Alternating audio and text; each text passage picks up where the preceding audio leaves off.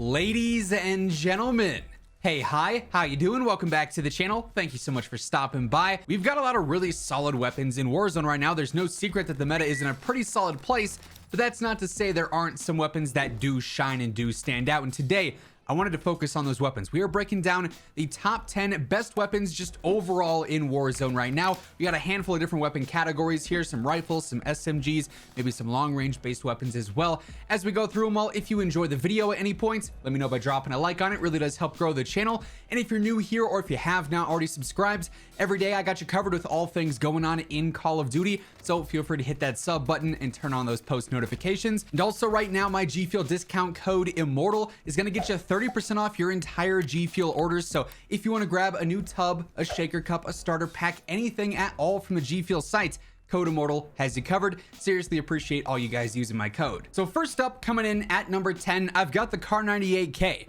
I feel like I couldn't go without mentioning a sniper in the top 10 list. Spoiler alert, this is going to be the one and only because obviously they are a niche weapon in the sense of them being used for medium to long range fights. Sure, if you're cracked, you can get some quick scopes with this or the Swiss. By the way, they're almost interchangeable. The Kar, for the most part, is a little bit faster, a little bit more aggressive, and that to me is what makes it stand out a bit more, but they're so similar in so many ways. But yeah, there's no denying that the sniping meta in Warzone right now, especially on Caldera, is very, very popular with all the trees, with all the long range engagements.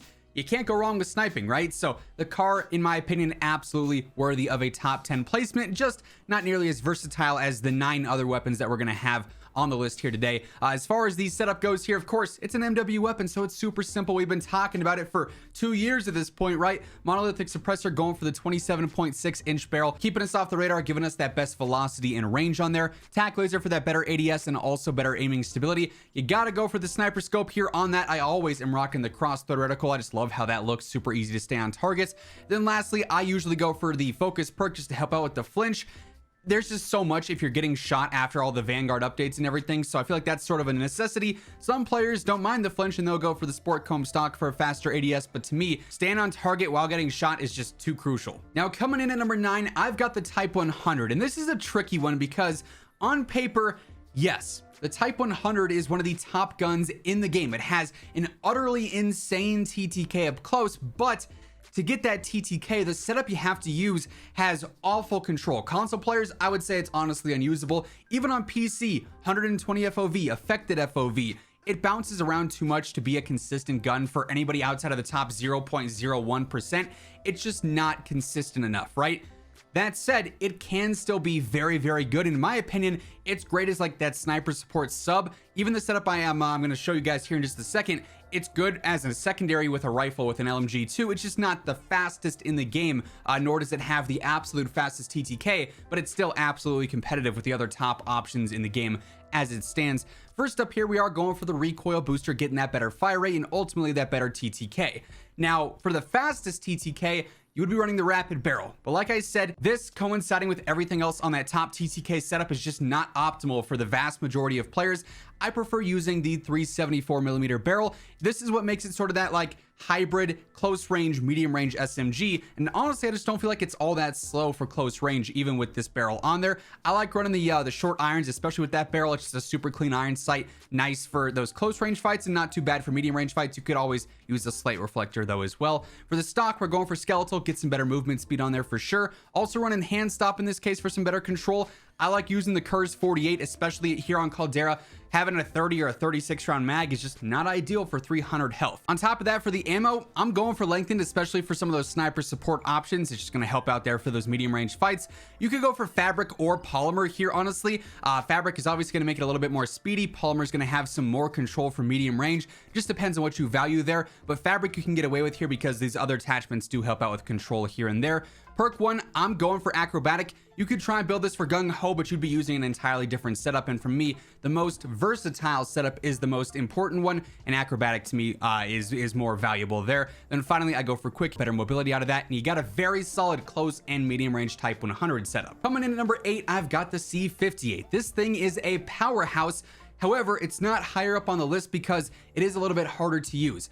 I mean, the EM2, spoiler alert, is not even on this list. It has a better TTK than this, but the control is just so, you know, so much of a hindrance that it is balanced out because of that. The C58's sort of borderline on that. It has a lot more recoil than some of those other top rifles that we're going to be talking about later on in this video, but it's not the worst recoil in the world. You can definitely master it and get used to it, and this will be a really, really good choice. Headshots on this thing are lethal as can be. It's all around still a very, very solid rifle. Of course, though, because it's a Cold War gun, it's so easy to set up. It's a copy and paste agency suppressor task force. Of course, we're going for field agent on there as well. The 55 round mag now, unfortunately, because the 300 health, I feel like 45 is kind of pushing it, so 55 is nice and safe. And then lastly, we're going for that 3x optic on there as well. No changes here, but this still is a top weapon. Now at number 7, I've got the Lapa. One of the very few SMGs that's not a Vanguard gun that can actually still hold its own. The Vanguard subs just have so much going for them with their mobility, with their control, with their damage buffs. MW and Cold War subs just can't really compete, but the Lapa has such a good TTK that it actually is still one of the top options in the game. This thing's a ton of fun to use. Its only real drawback, honestly, is the iron sights. They're atrocious. You gotta use a red dot on this thing, which is kind of annoying, but it's still a really, really good option. And like I said, has one of the top TTKs in the game. So of course, Microflex LED on there. Going for agency suppressor. The rifle barrel does have the best TTK possible with the setup that we're using here, so I'm always recommending that. I like to go ahead, run the 50 round mag, and then either I go for a bruiser grip, which is a great choice. You get some better mobility out of that and also slightly better hip fire, or you could go for a Tiger Team Spotlight and get some better movement speed out of that. Both of those are ultimately great choices. You can't go wrong with either, and you got a really, really good close range SMG. Now at number 6, I've got the Weld Gun. You might say that seems kind of low. The Weld Gun is a really solid gun. It absolutely is phenomenal, and honestly is probably the second best SMG in the game right now. It's just number 6 on this list because there's so many other more versatile weapons that can also compete in close range and medium range and long range. And let's just face it, the Weld Gun is a close range based weapon with some slight medium range advantages in there, but ultimately it's a sub. It doesn't really have the versatility of a rifle. That said, this thing is still an absolute beast. First up, going for the recoil booster alongside the shrouded barrel. This is going to give it some versatility, but also keep it super easy to use with the control on there. Going for the slate reflector on this thing, nice and easy basic red dot. I love the remove stock. Perfect speed. Even with the longer barrel on there, you don't really feel too bogged down. For the underbarrel, I like going for hand stop just to minimize that control. Once again, it makes it nice and easy to use, and you can get some mobility elsewhere in some of these final attachments. For the mag, going for the Garanko 40, still feeling nice and easy to use, super consistent. I like lengthened here. Honestly, it's a solid choice. You could use subsonic if you wanted to, but I feel like lengthened is the lesser of all evils, as I've said numerous times in the past. For the rear grip here, fabric, better ADS, better sprint to fire, and because we have the barrel and the underbarrel here helping out with control, you can get away with using that instead of polymer, in my opinion. Going for acrobatic yet again, then lastly quick or fully loaded. Both of those are perfectly fine options. I always prefer the mobility, but you really can't go wrong there. Now at number 5, I've got the Owen Gun. This thing's TTK up close is one of the best in the game. Thing's an absolute monster. You have great damage per mag, great control, great mobility, great TTK. There's nothing bad about the Owen Gun, maybe minus the fact that the iron sights and like the red dots are a little bit obnoxious to use with the magazine on there, but luckily we have an optic in the Slate 2.5 times that combats that, so you can get away with using that and not really have to worry about that, you know, obstructing your view or anything. Pretty basic setup here that we've talked about numerous times. Recoil booster, rapid barrel. Like I just said, Slate 2.5 times to get that magazine out of the way so you can just see everything super easily. Going for remove stock here yet again. Better mobility. You'll love to see it. Hand stop to help out with that control. Garanko 72 round drums. Also going for lengthened here. You could use this in some of those medium range fights if you absolutely had to. Polymer or fabric, both of those work just fine in this case, in my opinion. Once again, going for acrobatic and then quick once more, sort of the copy and paste perk setup there. But all around, I mean, the Owen Gun is just absolutely dominant up close. Now, coming in at number 4, I've got the XM4. Just, it's so consistent, man. It's just so easy to use. It's so reliable. I love the thing. Good control. Great TTK over range, good option of attachments because it's a Cold War weapon and it's all the same and they all work just fine. Like, there really aren't any cons to the XM4 in my opinion. It's not overpowered, it's not broken, stupid good. It's not terrible. It is right there in that sort of above average area that is just good enough for every player to be able to use and for great players to really thrive with it, which to me just makes a phenomenal weapon. Like I said, it's that basic copy and paste Cold War setup though. 60 round mag, agency task force, the field agent grip, and then also the 3x optic. We've talked about this several times since Caldera dropped, and still I'm loving this thing. Number 3, the Bren. I'm so excited to talk about the Bren. I'm personally very, very bored of this weapon. If you can't tell, I do kind of despise it at this point, but I can't overlook the fact that the stats don't lie. This thing is still an absolute beast over range. It's utterly insane. Great control, insane damage. The damage drop off doesn't happen for quite some time, and when it does, it's pretty minimal. Like, if you want an easy gun to use that you can guarantee is gonna feel powerful in game, the Bren is still that option. That said, we know it's going to be nerfed. I cannot wait for the day, but the Bren is still such a good choice at the moment that you can't overlook it regardless of how you feel about it. It's going to be there. It's annoying to run into, but also it's so easy to use because it is a good gun. First up, MX Silencer, sort of the go-to for Vanguard ranged weapons. For the barrel, Royal, in my opinion, is still the best. It has the longest damage drop-off, basically, where you can use it over range. Also offers good control in there as well. Any optic that you're comfortable with here, go ahead and run that. My personal favorite is the 3-6. I go for the Hawkinson stock here, better accuracy, better control during sustained fire. Also going for hand stop in this case. The 100 round drums here, the recoil is not as good as it is on the Sakura 40, but they're more powerful. The TTK is better with these. Obviously, we're going for lengthened and polymer on here for that best control, alongside tight grip for even better control. Then lastly, fully loaded. You could also go for on hand if you wanted to as well and get a slightly better aim down sight speed. Sort of just comes down to what you value more there. But yeah, can't say enough good things about the Bren, but man, am I bored of it. Now at number 2, I've got the Cold War AK, and this is probably the hardest decision of this entire top 10 list. Was do I place the AK at number 1 or do I place it at number 2?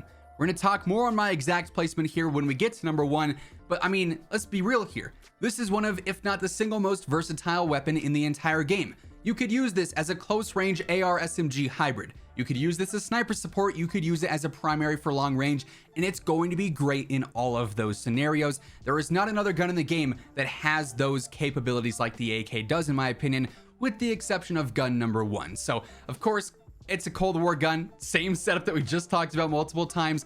GRU, RPK, Spetsnaz grip, 60 round mag, 45 again is sort of pushing it with that 300 health. Then of course the 3x optic on there as well. We've covered this setup so many different times I've lost track, but it is still an absolute beast today. And then coming in at number 1, I've got the Vargo 52. And like I just said, I had a really hard time figuring out if I wanted to put the Vargo at number 2 and the AK at 1 or vice versa. And honestly, when it comes down to it, I would say the Bren is the 3rd best gun. The Cold War AK and the Vargo are 1A and 1B. They are basically on an equivalent level. The only differences are whether you're playing Rebirth or Caldera, the TTKs flip-flop. One has a better 238 on Caldera. The other one has a better TTK through 38 meters on Rebirth, and then they flip after that damage drop-off. And the Vargo has slightly better recoil, which to me is what could make the argument for it being number 1 over the AK, but they're both just so similar in so many ways that you cannot go wrong with either of them. That said, the setup is the exact same on both of them. GRU, Task Force Spetsnaz, going for the 60 yet again, and surprise, surprise, the 3x optic. The setups are pretty boring, pretty bland at this point, but the guns are just a ton of fun to use, and boy, do they get the job done. They are frying. Day in, day out, game in, game out, it does not matter. These guns are the most reliable, and in my opinion, the best meta options in the game. That said, those are the top 10 guns in my opinion right now. This list is going to change over the course of time. We'll revisit it when it does, but that's going to wrap things up for today. Hopefully you enjoyed the video. If you did, let me know by dropping a like on it. And if you're new here or if you have not already subscribed, I got you covered with all things going on in COD every single day. So feel free to hit that sub button and turn on those post notifications. But once again, thank you so much for tuning in. And until next time, take it easy, have an awesome rest of your day, and I'll catch you guys later. Peace out.